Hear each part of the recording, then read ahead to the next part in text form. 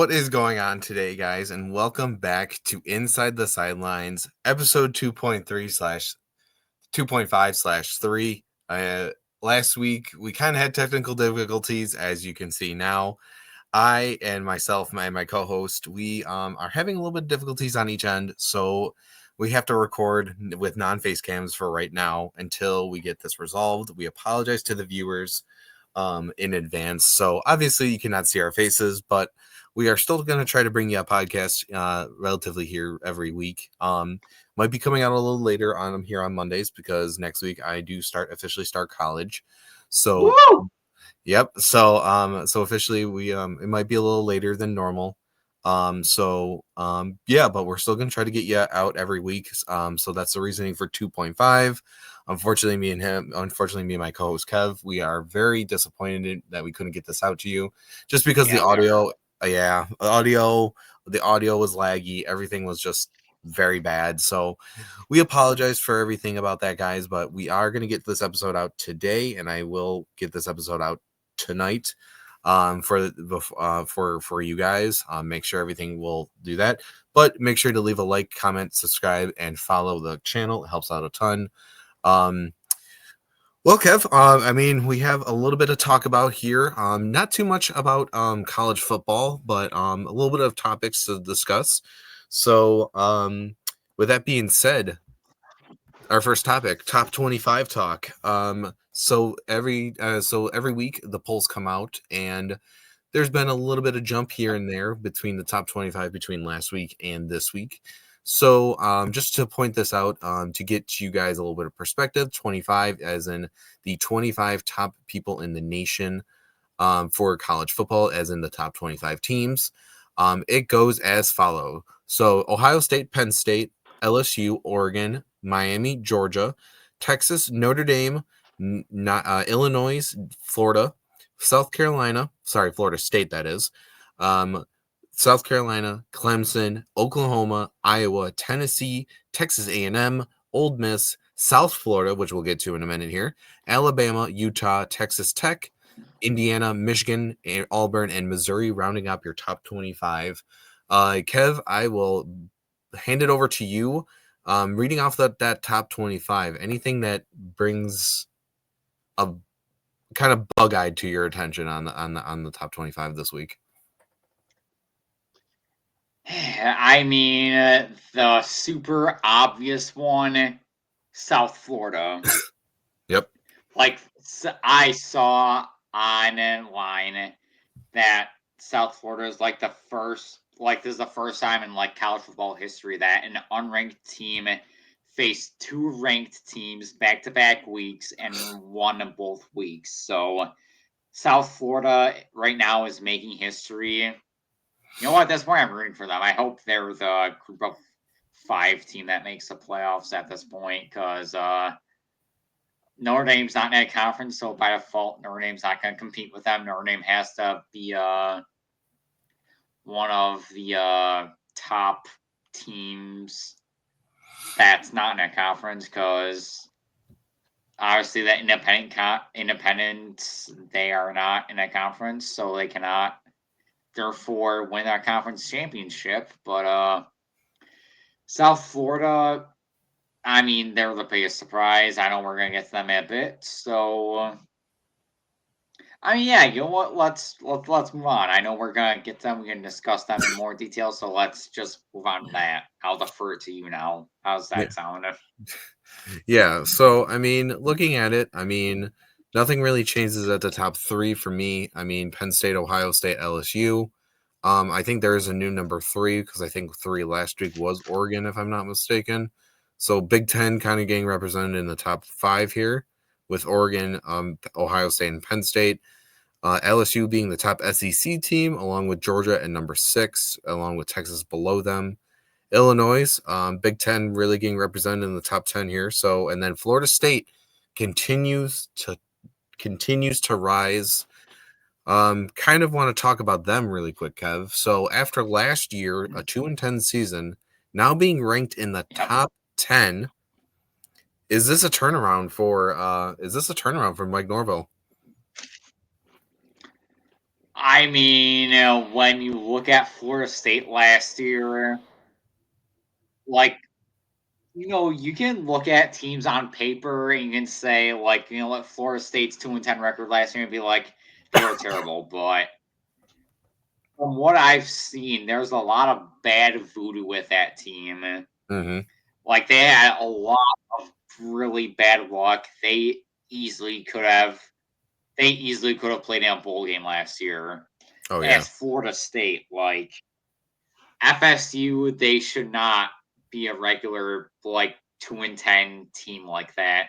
Like, with all due respect to all teams that play in Conference USA, Florida State, talent level is above that of Conference USA. So Florida State being 2-10 last year, I say that was a fluke.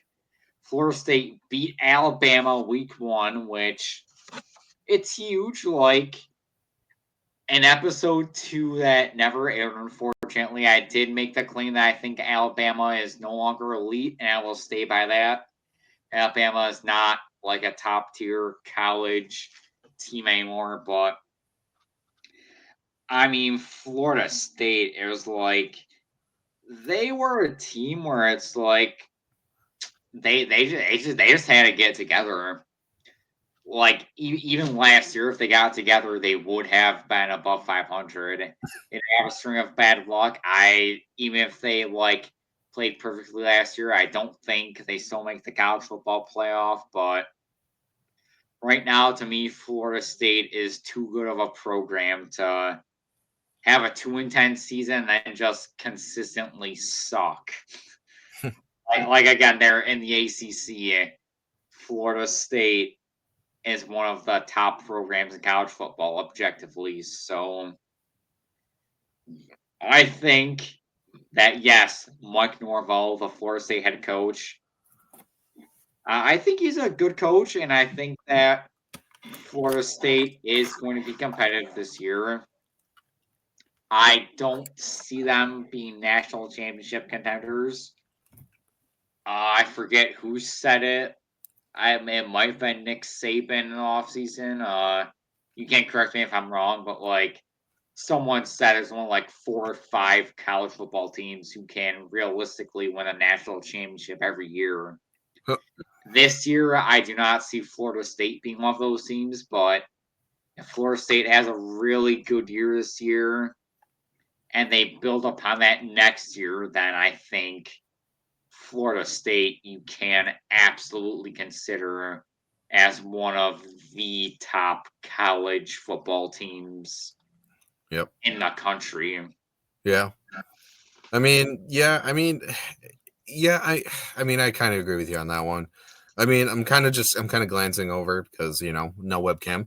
Um, I'm kind of glancing just over at what I'm looking at here. I mean, really, honestly, realistically, think about it. I mean,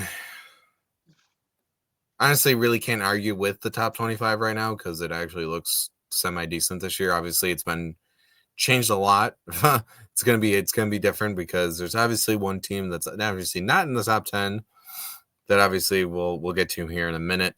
Going down from there, South Carolina still same, Clemson still same, Oklahoma big win. We'll get to them in a minute here. We're not going to talk about them right now. Iowa State, the Cyclones are 3-0, so they're kind of improving in the Big 12 here. Tennessee, them versus Georgia, it's going to be a very good test. A&M versus Notre Dame next week. Obviously, our colleague over here is looking forward to that one. Old Miss at 17, really nothing much to talk about them. They beat Kentucky in a close battle, which very upset with because that's my dynasty right now in college football 26. But I think what everyone's wanting to talk about is South Florida right now. So South Florida, if people don't know, they beat Florida, ranked Mhm. Florida, ranked Billy Yep. Nate Beard's team, and that kind of ties into this segment. There is trouble in the swamp, and I don't think Shrek would be very happy, Kev, No, you because are not. his Florida Gators are 1-1 and losing to an unranked South Florida team to have the talent that they have in DJ Lagway. I don't know what people call him, but it's Lagway. Who cares? It's DJ Lagway. Legway doesn't matter. Roast me in the comments. Who cares? But with the talent, I mean, they're not. I wouldn't say they're wasting Lagway's talent, but they're definitely not helping him by playing the way that they did. And I don't know if it's the defense.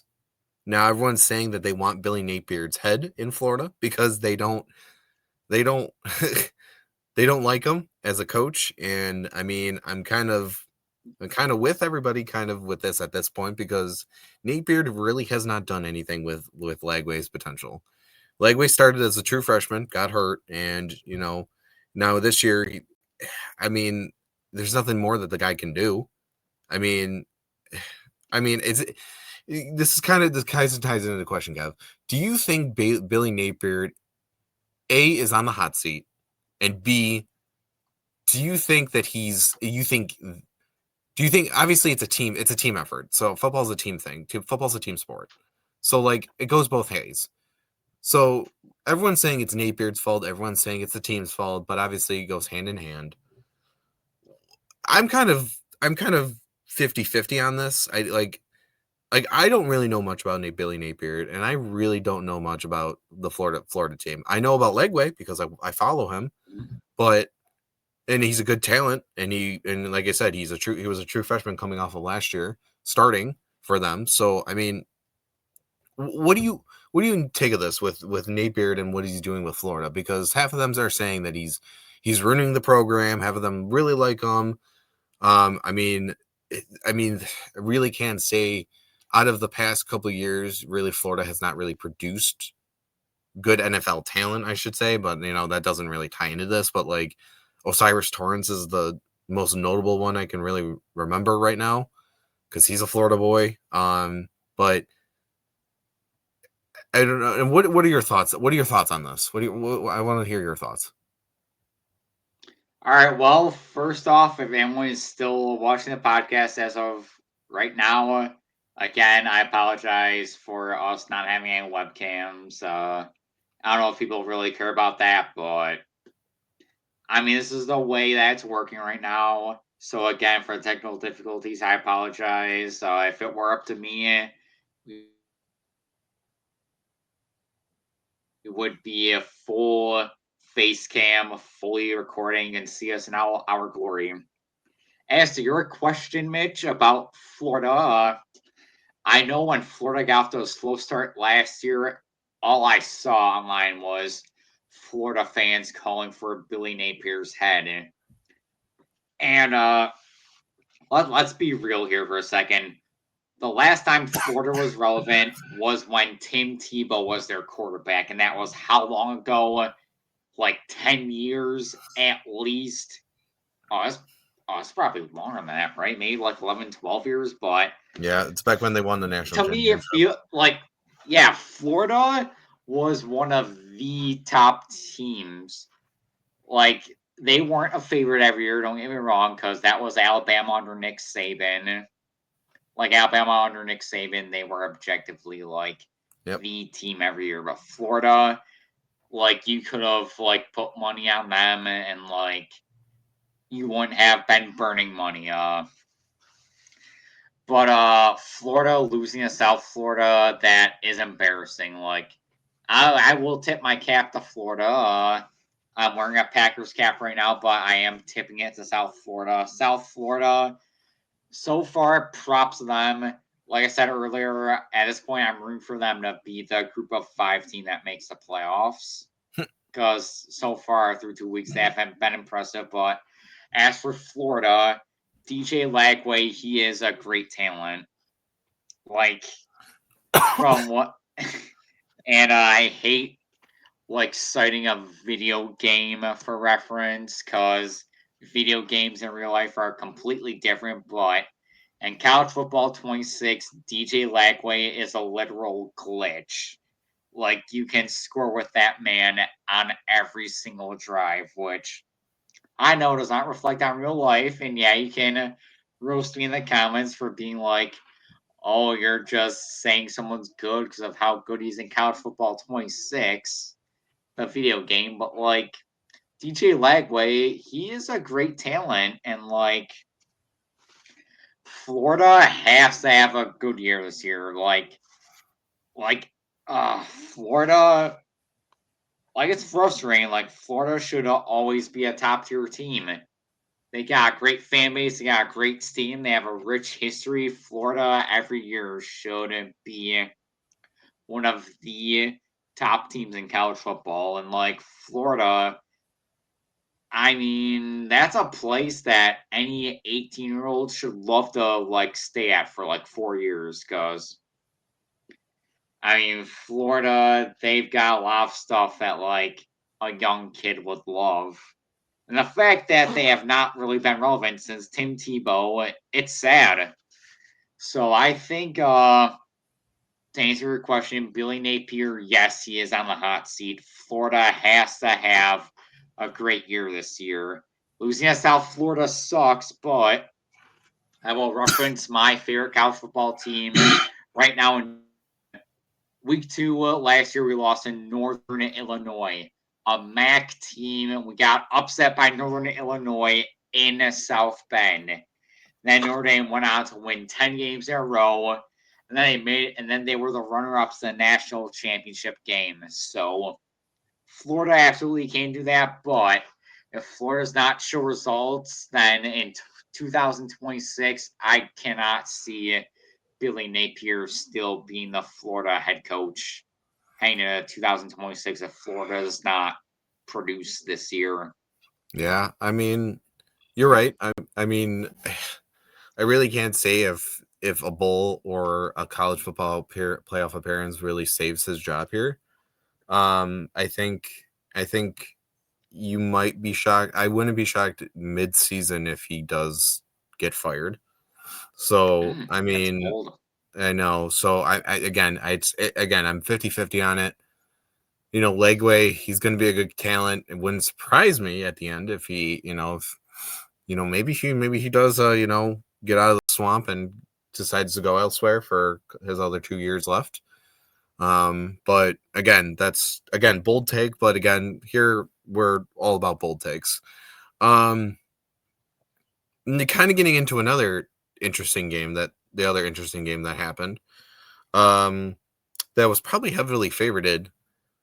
The Big Blue getting boomed, as in the Boomer Sooner Oklahoma beating Michigan.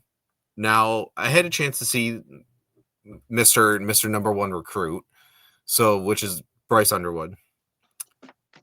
He's a little bit of a hothead. I don't know if you have a chance to saw it, Kev, but he was yelling. He was yelling at teammates, which I understand. You're in the heat of the moment. We saw it last night, which we'll get to in a minute. We'll get to that segment, later on. Or we saw it. We did see it. I mean, people get heated. Football players get heated because it's very intense game, very high pace, very, very good. But Underwood was very interesting, I should say. It didn't shock me that Oklahoma came out on top because Oklahoma kind of dominated a little bit of this game. But Michigan for a while did look like they were going to win that game a lot. So to really kind of sum up this game, and I'll get your thoughts here in a sec. I mean, again, I'm happy because an SEC school beat a Big Ten school, and that looks good for us because we're ahead of Michigan now in the ranking in the Big Ten right now. Obviously, there's still a lot of things that we need to overcome in Michigan State, which is Illinois, Penn State, and obviously Ohio State and Oregon. So still got 4 teams that are still being such a pain, but again, it is still early. Michigan is ranked still. At the end of the day, Michigan is still ranked. They are not out of the top 25 just yet. Obviously, yet to come. We'll see what happens with Bryce Underwood and his coaches and everything. So my take to you, Kev, is there anything that you've noticed about Michigan this year because of Bryce Underwood after this game? After losing to a top 25, after losing in a top 25 ranked matchup, does this show any concerns to if he can handle the pressure or not? All right. Well, for the record, I did have work on Saturday, so if any of my bosses happen to, for some reason, watch this, I worked the whole 8 hours except for my lunch break and my scheduled breaks. Like I not set up the TV and watch the Michigan Oklahoma game. But Mm, if I did, I would have to say this: that Bryce Underwood literally just turned 18 years old. Like it was like a little over 2 weeks ago. He had his 18th birthday. Like the dude is a child, and week one, like it was a fairly soft opponent for Michigan. It was New Mexico week one, and New Mexico, all due respect to them, they're not all top tier. Like if you're like an SEC or Big Ten school, I even argue Big 12 or ACC, and have New Mexico week one. That's almost like a bye week for you. So Bryce Underwood has to go into Oklahoma, which, regardless of what conference Oklahoma is in, regardless of whether they are ranked or not, playing in Norman, Oklahoma, I feel like is a very tough place to play in. So yeah, Underwood could have been better. He did get very heated at times, from what I saw. But it's like, again, it was Oklahoma. Now, episode one, I did question Oklahoma being that high despite losing 7 games last year. And right now, Oklahoma is making me eat my words. I'm obviously keeping my thoughts PG rated for YouTube. So you're welcome, Mitch. You do not have to do much editing. But I mean, Bryce Underwood, he was 9 for 24, 142 yards against Oklahoma. He absolutely could have done better. Like I'm not gonna say, oh, like like the announcers in the Michigan Oklahoma game were saying, arguing Bryce Underwood is a generational talent.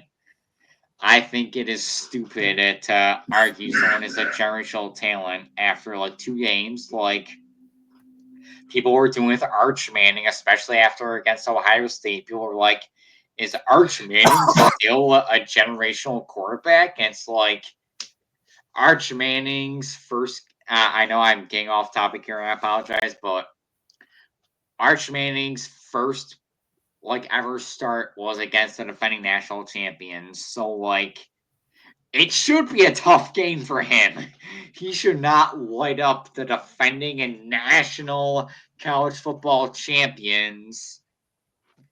So I think it's silly to like question if someone's a generational talent because to me that's a word that gets thrown around way too much nowadays. Like these analysts just want to declare someone the next generational talent so I can say they were the first to say this person a generational talent.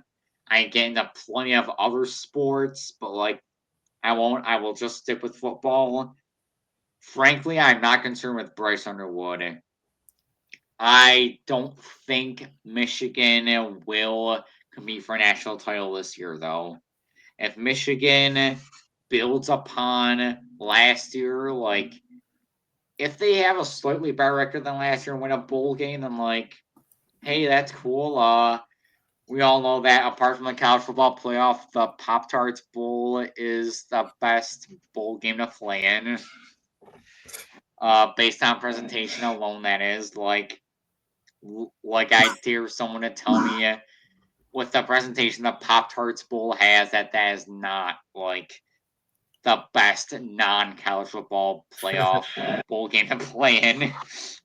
Like if yeah. Michigan can build upon that, and then like year two, Bryce Underwood having a whole other year under his belt, and Michigan's schedule, they do like their next toughest opponent is Ohio State on November 29th, which I mean that's a rivalry game. They're gonna play each other every year. If you're also a wrestling fan, you've seen that sign like was it like 1,000 days since Ohio State beat Michigan? Like, I'm sure Ohio State is crying with their national championship trophy, but like, any way to like stop blabbering and just get the point. I'm not worried about Michigan this year, and these are my final thoughts about Michigan. Will they compete for a national title this year? I don't think so, but Bryce Underwood. I mean, you saw it in the Oklahoma game against Oklahoma. The fact that he was like, he just turned 18. Like, he's a punk kid to some of these people, and he was like going up to them, yelling at them. He's trying to like fire up his guys. So this year, I don't think Michigan's going to do any better than the Pop Tarts Bowl, for example. But I do not think that you can count out Bryce Underwood. I think that he will be one of the best quarterbacks in college football within the next 2 years or so. And Yeah. those are like my final thoughts on Michigan Yeah. so far. Yeah. So yeah.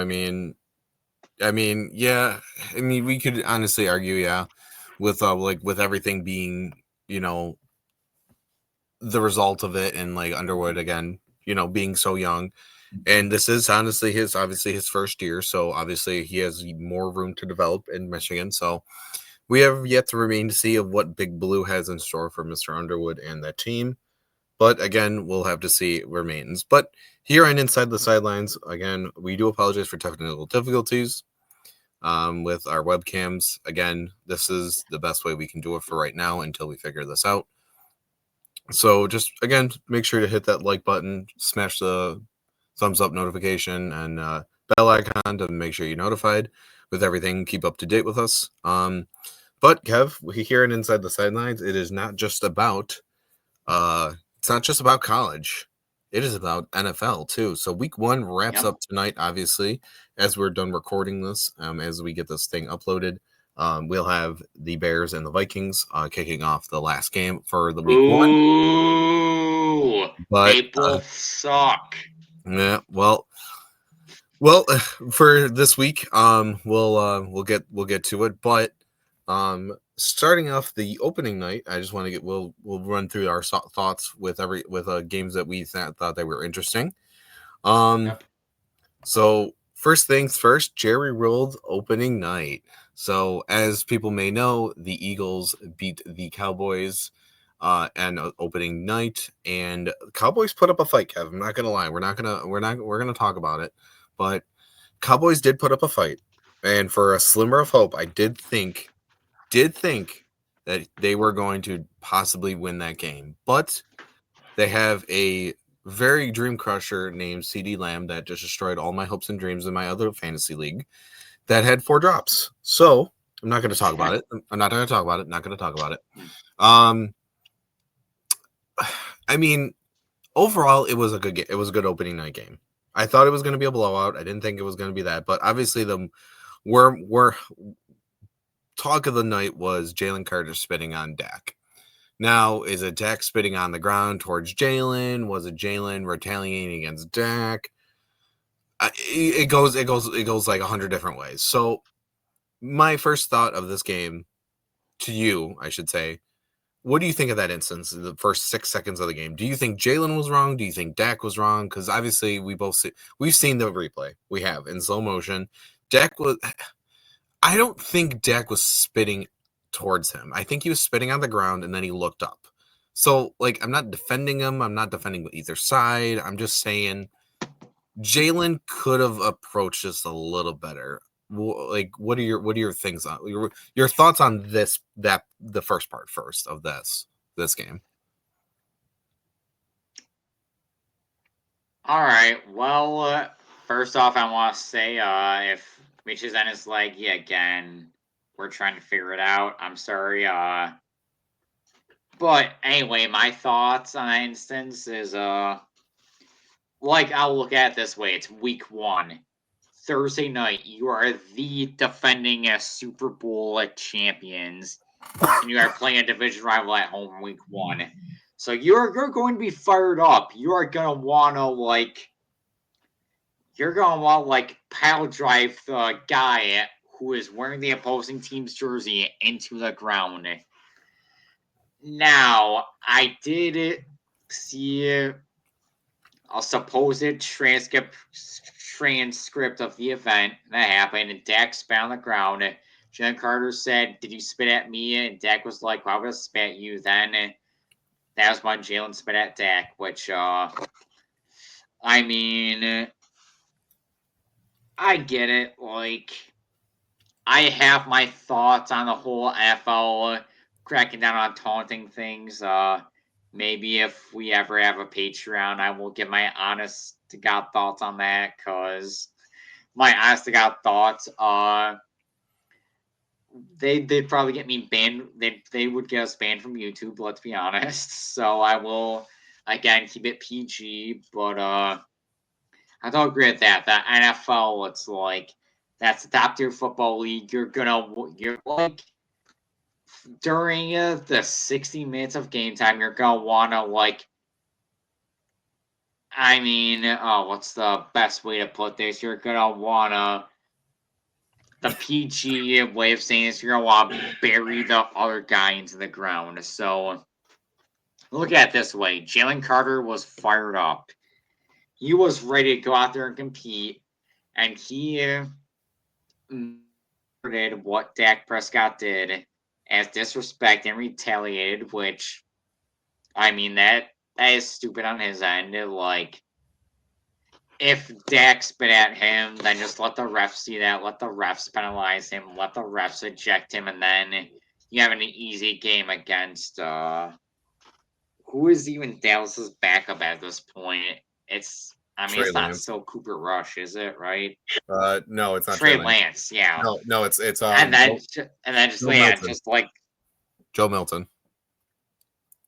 like let Dak get ejected, have Trey Lance come in. Like, I mean, it's stupid on Jalen Carter's end. We all know from his college days, he does not make the most intelligent decisions. You can look up what Jalen Carter did in college, and you will know exactly what I'm talking about. But yeah, honestly, I did not watch the game.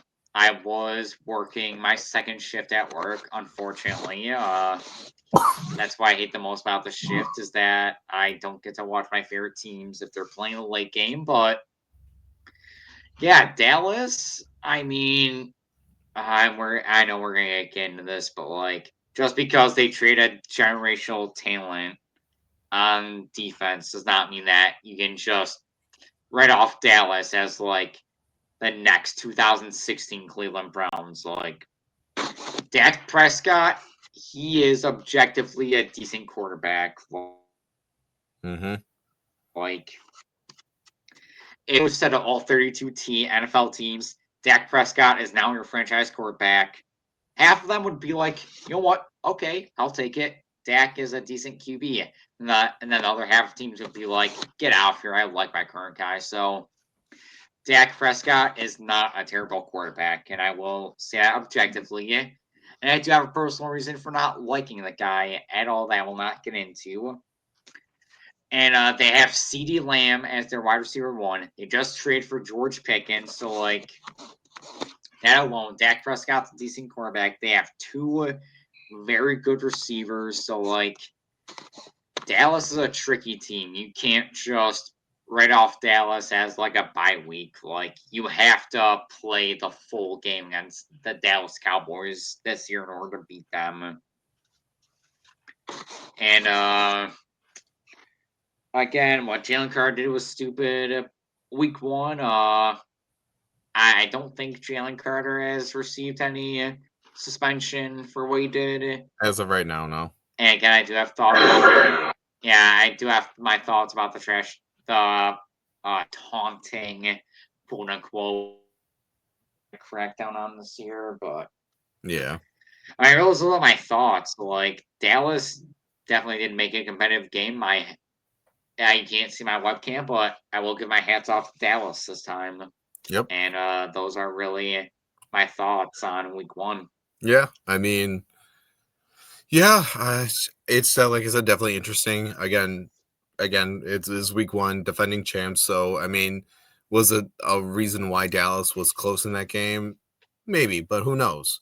Um, so I mean, going on to the next game, which was a Friday game, the Chargers bolt through the kingdom, which which Casey and the Chargers, obviously Casey probably heavily favored in that game.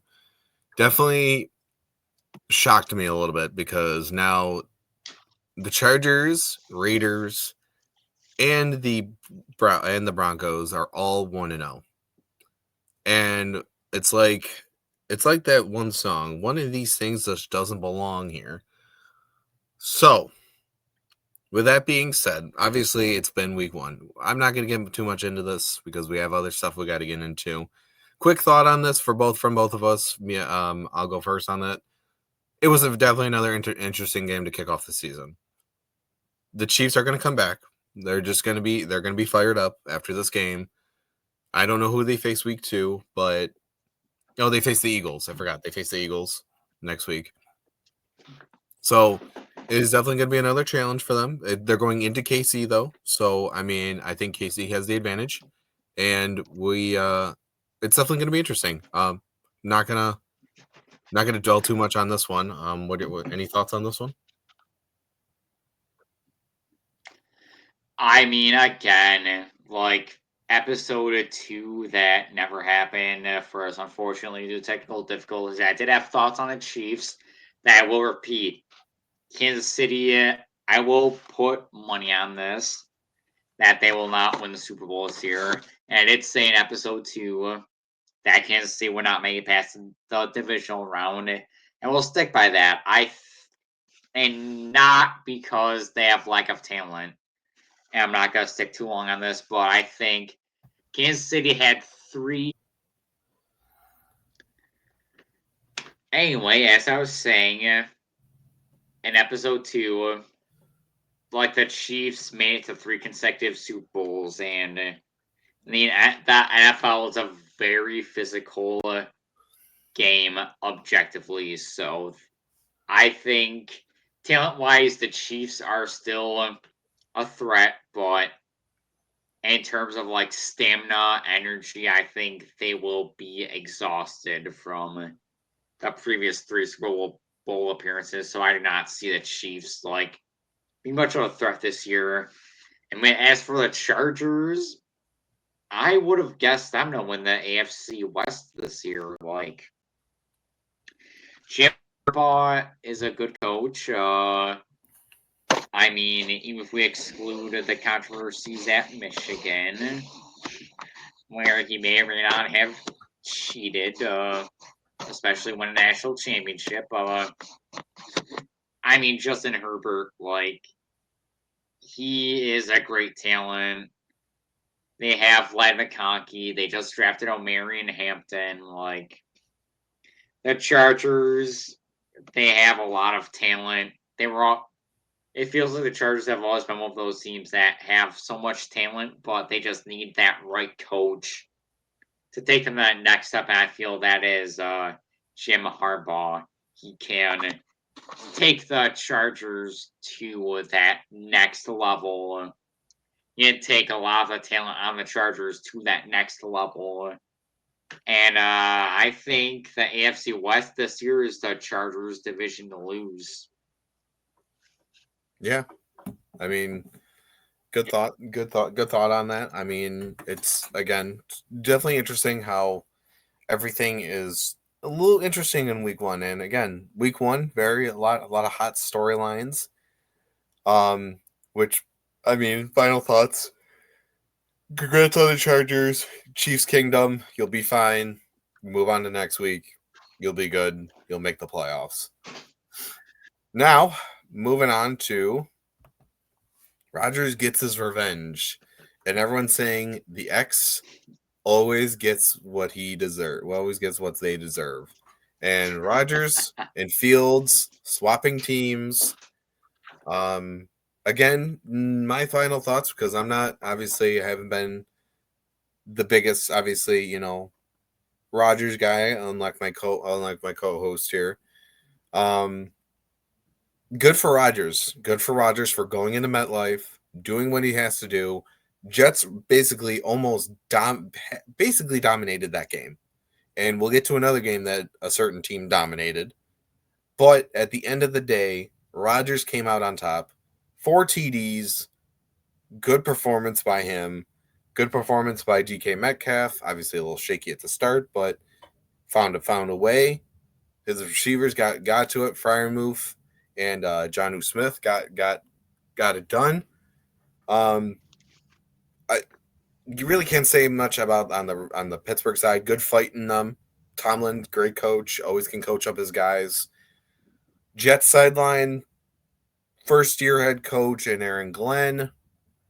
Fields played hell of a game, honestly. I mean, I'm not gonna he's a decent again, we're gonna go this is like the Dak Prescott. He's a decent quarterback that I feel like can get the job done. I mean, yes, it is only week one, but again, Fields faced not a bad defense. He faced a good defense. Chargers always Pittsburgh always has a good defense, and Ramsey basically was the savior of that game. I would say Wilson very hard drop that he got. Um, but I mean, I'm not really going to dwell too much on it. Good for Pittsburgh. Um, I'll let you kind of see what if you have any thoughts on this one with your old quarterback and see if you're at what your thoughts are. All right. Well, if anyone personally knows me, I'm Kevin, and I am a Green Bay Packers fan, and Aaron Rodgers is why I managed to get into the NFL in the first place. If it were not for Aaron Rodgers, I would be the most casual NFL fan you've ever met. So, like, when Rodgers did get traded from Green Bay, it was sad for me, but I've been rooting for the guy. And although I am not a Pittsburgh fan at all, I'm rooting for Aaron Rodgers to succeed. So, I was happy to see Rodgers do well. And I know from Aaron Rodgers' post game press conference that he was very, very happy that he performed at the level he did against the Jets. Like he flat out said in his post game that he was very happy to beat a lot of people associated with the Jets organization. So Aaron Rodgers, he is a first ballot Hall of Famer for the Hall of Pettiness because he is a very petty person. And but yeah, like you were saying, Mitch, Mike Tomlin, he's honestly one of the best coaches in the NFL. I won't necessarily blame him for the fact Pittsburgh has not been a Super Bowl contender for a while now. Maybe it more so has to do with their GM, but Mike Tomlin is a coach that 90% of NFL teams would love to have. And if Rodgers keeps up the pace that like he played against, and yes, it was the New York Jets. I know that.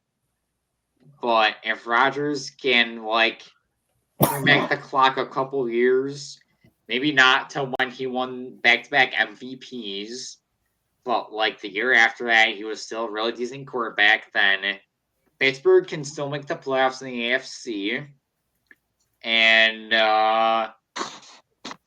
from what I've seen from Aaron Rodgers, this year may be his last year playing football. So it's possible that Aaron Rodgers may want to cement his legacy and go out on top. So I have never been a Pittsburgh Steelers fan, but I have to root for Aaron Rodgers. He's my all-time favorite NFL player. I'm glad he showed that he still has flashes of his past self, and I hope he does well against every team except the Green Bay Packers and the Buffalo Bills. And we'll leave it at that. Yep. Yeah, I mean, good for him at the end of the day. I mean, I'll get into my thoughts about the Jets here in a minute, but we'll see about that. But no, going into another interesting game that I feel like we should talk about. The Colts running over a Dolphin, and this segment is about, in particular, we said it in our chat before, but Danny Dimes, we have to talk about it. We have to talk about it. We have to talk about it. Going over from the New York Football Giants to the Indianapolis Colts. Miami probably favored it in that game, but just Danny Dimes finding a way to hopefully maybe a reemergence of his career, maybe. And going from Brian Daboll to, what's his name? Indianapolis's head coach. Shane Steichen, Shane right? Steichen. Yeah, Shane Steichen. Steichen. Yeah, Shane Steichen offense. Um, I mean, I would say he probably has besides Malik Neighbors. I mean, if you look at the receiving core and the tight end, Tyler Warren, and then you got Michael Pittman, and then Enani Mitchell, and their third receiver, whoever they are. Maybe it was the receiving core. I mean, let's be honest. The Giants didn't really help them. They didn't.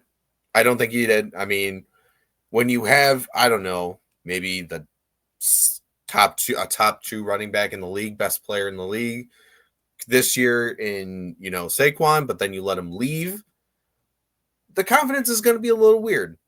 I mean, your top running back leaving for your division rival and drafting Malik Neighbors and then just having the year that you did, it changes, I think, in my opinion. I mean, I'm not really getting much into about Danny Dimes, about, is this a reemergence? Is this like a Sam Darnold story? I'm not going to we'll see at the end of the season. This will be a future podcast question. But, I mean, good for him. I mean, I think they were the better team overall. Clearly, because they were almost shut out. The Dolphins. I don't know what's happening, but their sideline, speaking of people getting heated, Bryce Underwood, Tyreek Hill getting frustrated on the sidelines. And when you're Tyreek and you've been in the league as long as he has, I think he has a right to be frustrated because what were they doing? That's the question everyone has. What were the Dolphins doing? I thought they were going to put more of a fight. Again, this is another one where we're not going to keep too much on, but again, it's something to talk about. What your overall thoughts on the Colts and the Dolphins? Both perspectives. What do you think? Well, I'll say this. I would have never been a Daniel Jones guy. People will Danny say Dime. Danny Dimes. I would say Danny Garbage because from what I've seen out of Daniel Jones so far, I'm not sold on the guy. And looking at the stat sheet, he was why the Colts won the game.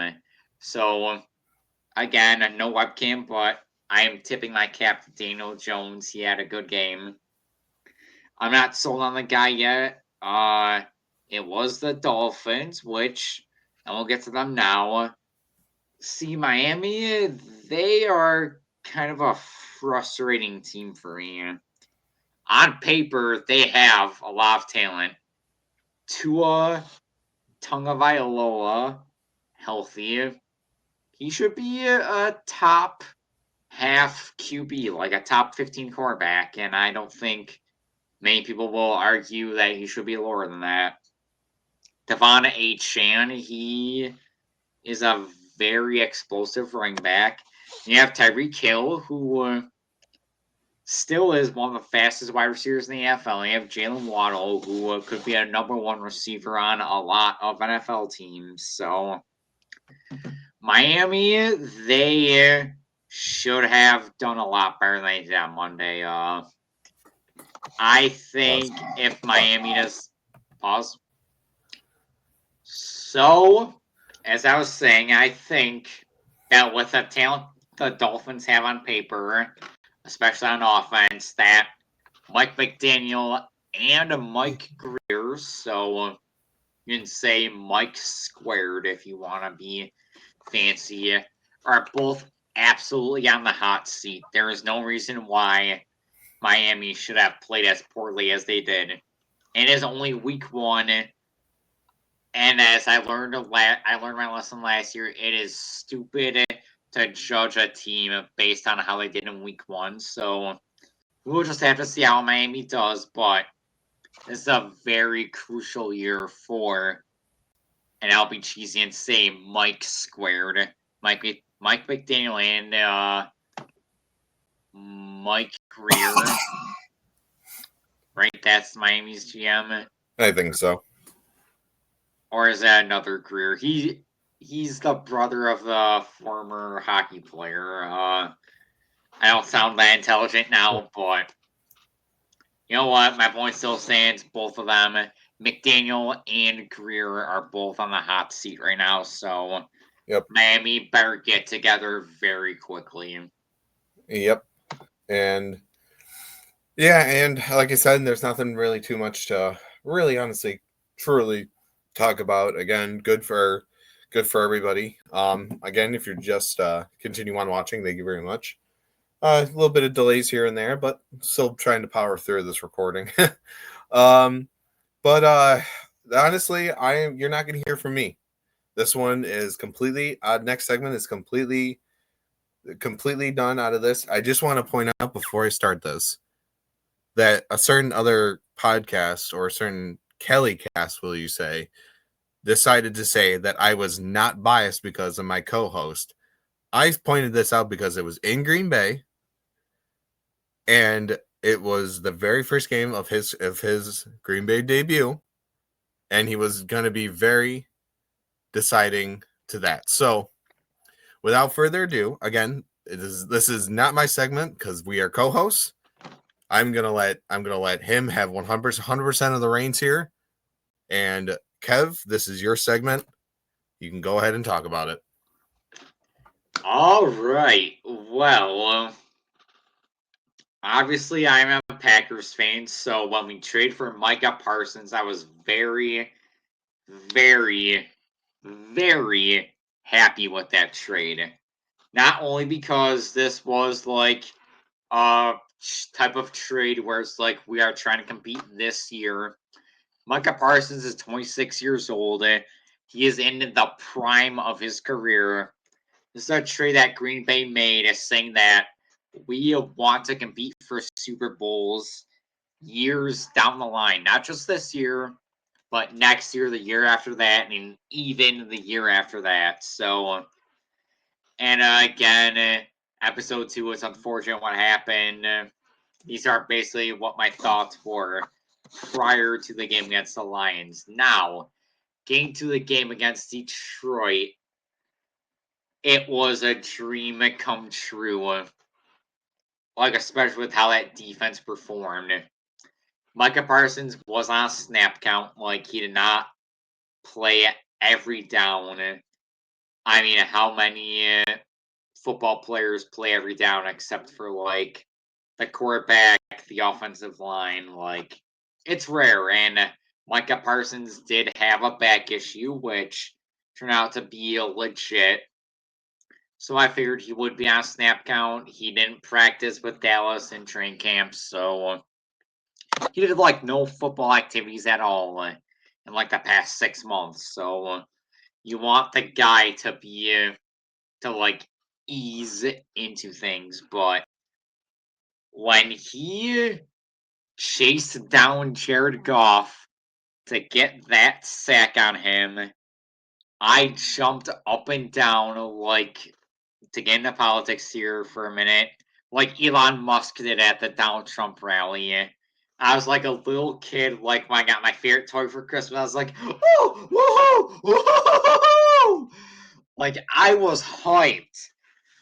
Like not only did my favorite NFL team trade for who we can argue is a generational talent on defense, but like, how often do you see trades like this in the NFL? It is very, very rare that an NFL team will say, we will listen to offers on this player who you can argue is a generational talent, still in his prime. It's not like Micah Parsons is washed up. It's not like he's had boatloads of injury problems or anything. Micah Parsons has had 12 plus sacks in his first 4 seasons. The only other NFL player in history to do that is none other than Reggie White, who is considered a Green Bay Packers legend. So the fact that a trade of this magnitude was pulled off, it was shocking. Me being a Packers fan, the fact that it was my team that got Micah Parsons, it is shocking. And the way the defense played against Detroit on Sunday, like, oh my god, like, I couldn't have drawn up any better. Like, Detroit didn't up scoring a touchdown, but you can argue that was garbage time. Like there was like a 99.9999999 infinity, etc. percent chance that Green Bay was going to win that game. The game was basically over when Detroit finally scored a touchdown, which I will say was a hell of a catch by that Detroit player. Like that's a candidate for catch of the year. That was the Odell Beckham Jr. catch against Dallas. Like done better. So Green Bay's defense was amazing. I could not have like imagined a better defensive performance. And then the offense, yeah, Josh Jacobs did not run it over the Lions defense like we've hoped, but Jordan Love looked amazing. And it was basically like how I expected it to go this year for the passing offense. Spread the wealth. Like look at Drew Brees in New Orleans. It was kind of like a spread the wealth offense where like he will throw it to anyone. Like there's no bona fide number one receiver where it's like, F it, this guy's out here somewhere. I'm just gonna throw the ball up, hope he gets it. With Jordan Love under center, anybody can get the football at any time. So seeing how Green Bay performed week one against Detroit, seeing how people still had Detroit as the favorites to win the NFC, seeing how Green Bay completely shut them down, I am excited for Thursday night. I am excited to see Green Bay in Cleveland week 3. And I'm very, very excited to watch Green Bay for the rest of the year.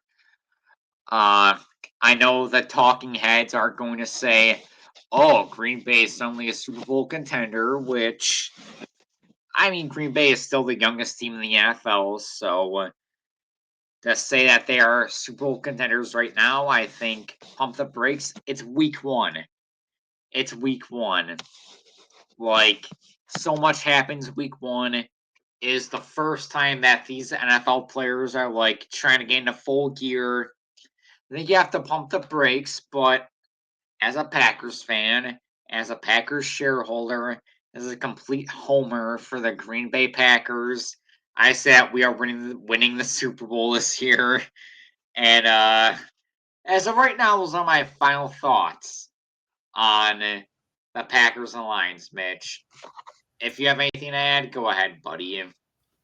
No, nothing really much. Again, I just want to point out that it was non-biased. I just want to point that out. So predictions don't lie. So whatever. It's nothing. So kind of I'll just say good game from Green Bay. And the Lions will figure it out when on week 2. But I think the talk of week 1, not only Green Bay, not only the Colts, not only the Rodgers, not only the Chargers beating the Chiefs, not only Dallas in the Spitgate, let's just say, it was the Bills thriller over the Ravens. Final thoughts on this one, and just gotta let the Bills fan talk here for a sec, Kev. I turned it off. as I think majority of America did in Buffalo. It was very hard for me to watch. It was. Because as much as I believe in him, and I do, and he's my quarterback, it was hard for me to watch the defense. It wasn't hard for me to watch the offense. It wasn't. Because I knew the offense, I knew what the offense was capable of. The defense still, excuse me, defense needs to figure it out. But at the end of the day, a win is a win. Was it an ugly win? Yes. Was it a thrilling win to where I feel this way now? Yes. Because I don't want every week to be like that. I really don't. I really don't want every week to be like that. And going into next week, which obviously our thoughts on our teams coming up it will be coming up here soon. I don't want every week to be like that. Now, am I saying every week's going to be like that? No. There's going to be that one team or two or three or however many losses they're going to come by. If they are going to, it's going to be, dare I say, interesting to see what the defense can do. Now, is there times where the defense kind of flashed a little bit? Yeah. I mean, it answered a lot of my questions. It looks like we can get to Lamar, which is good, which means we can get to the passer, which is also good, was a very much of a problem last year. Run game, it's Derrick Henry. I next week you got Brees Hall. So begs the question, can we stop the run? Can we stop Justin Fields and can we stop Brees Hall? Again, we'll get into that segment here in a minute. Overall, I'm okay with it. I'm okay with what happened. I'm okay with what the result is. But the defense is still, I think defense is a question mark. If you have any thoughts, go for it, because that's all I'm going to say on this game. Again, my emotions were high. I was sad. I was happy. But there was positives. There was definitely negatives. And all I got to say is thank you, Matt Prater, for coming in and saving us. I'll let you take it out. All right. Yeah. What I will say about this game is that, even though I grew up in Buffalo, I've lived in Buffalo my whole life. That the Buffalo Bills are not my favorite NFL team. This was a great game to watch, and you had two MVP quarterbacks going at it. There's a reason why Lamar Jackson finished second in MVP voting last year when Josh Allen finally won it, which was deserved. And this was just a hell of a game. Baltimore is going to get together. Baltimore should have won the game, but Josh Allen is a top 2 quarterback in the NFL. You could even argue he's the best quarterback in the NFL. So, you cannot count out the Bills. You have to keep your foot on the gas pedal when you're playing the Buffalo Bills. Otherwise, they can come back and suddenly win the game like they did on Sunday. Hell of a game. And like I said, again, for Packers Lions is week 1. We'll have to see how it plays out. The Buffalo Bills definitely still, to me, are contenders to win the AFC. The AFC is tough because you have Lamar Jackson still. You still have Patrick Mahomes and the Chiefs. You have Joe Burrow and the Bengals you can get together. Then you have some potential upset teams that can really step it up, like Denver, the Chargers. I'll throw the Texans in that category. So the AFC is going to be tough, but it was an exciting game to watch. And for Bills fans, they'll just have to see if the defense can step it up. And of course, if Josh Allen plays like Josh Allen, then Bills fans have nothing to worry about with the offense at all. Yep. And which honestly, which again, I touched on it earlier, and we'll do that. Obviously, him being the Packers fan, me being the Bills fan, we'll get both our thoughts on our of next week.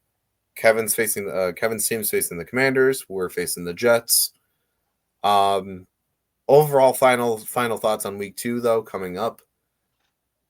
I'm a little skeptical because the way that the Jets played, Justin Fields and Garrett Wilson had a good connection going on. So obviously something to watch out. I think Christian Benford will be on Garrett Wilson this week. And then obviously everything else. And then Brees Hall and then Justin Fields running the ball. We'll have to see because it is the Jets. So the Jets always seem to have our, seem to here and there have a nice little rivalry because every divisional matchup is a rival. Final thoughts. It's going to be an interesting one after this week because obviously seeing last night's game, I'm not saying it's going to be a blowout, but I'm not saying it's going to be I'm not saying it's going to be an odd game. It's going to be a very close game, I think, in my opinion. But it remains to be seen. I'm excited. The NFL is here. Week 2 coming up to you. My final thoughts on the team on the Bills Jets. Interesting. It's going to be an interesting matchup. That's what I have to say about that one. Packers Commanders Thursday night. What do you think? All right. Well, to touch on Bills Jets for a second, I know I'm not the Bills fan here. People can boo me in accounts if you'd like, but it makes sense that Justin Fields and Garrett Wilson have chemistry because they did play together in college at Ohio State. So, Bills Jets, it's a division matchup. It should be a good match. Should be a good game to watch. Me, being I want to say neutral fan because I will root for the Bills except when they are playing the Packers. That's the only time I will root for the Bills to lose. But moving on to Packers Commanders. Like I was saying, the Packers defense looked amazing against Detroit. The offense looked really good. If we can get the run game going on offense, that defense basically repeats their performance against Detroit, and ideally Micah Parsons plays more snaps against Washington on Thursday, then I can see us winning. But there's a reason that people said that Washington is like their sleeper team in the NFC, and Jaden Daniels, he is an unreal talent. So I'm definitely intimidated by him more than I am by Jared Goff. Then they have Terry McLaurin, who is a very underrated receiver. And then they still have Bobby Wagner on defense, if I'm not mistaken, who is a veteran. He's a leader. So like he can like lead that defense, and it's not gonna be a cakewalk for Green Bay at all. Like, yeah, we can beat them. I'm obviously hoping we will beat them. I'm not expecting it to be a sort of cakewalk, but that's exactly what we've said about week 1 against Detroit. And if you watch the game against Detroit, especially when Micah Parsons was in the game, it was like, oh, if that is what will be like every time an opposing QB steps back to pass against Green Bay Packers, then like eventually teams may like complain to Roger Goodell that that is not fair. That the Packers have Rashawn Gary, Lucas Van Ness, and they have Micah Parsons. But for now, moving on to Washington, it will be tough. I'm really hoping we will pull it off. I'm even leaving work early to watch that game in its entirety. So go Pack, go! It'll be challenging, but I think it'll be a fun game, and I think that we'll pull it off. I'm hoping to see our young guns keep stepping it up. And again, I am hoping to see Micah Parsons play more snaps than he did week 1.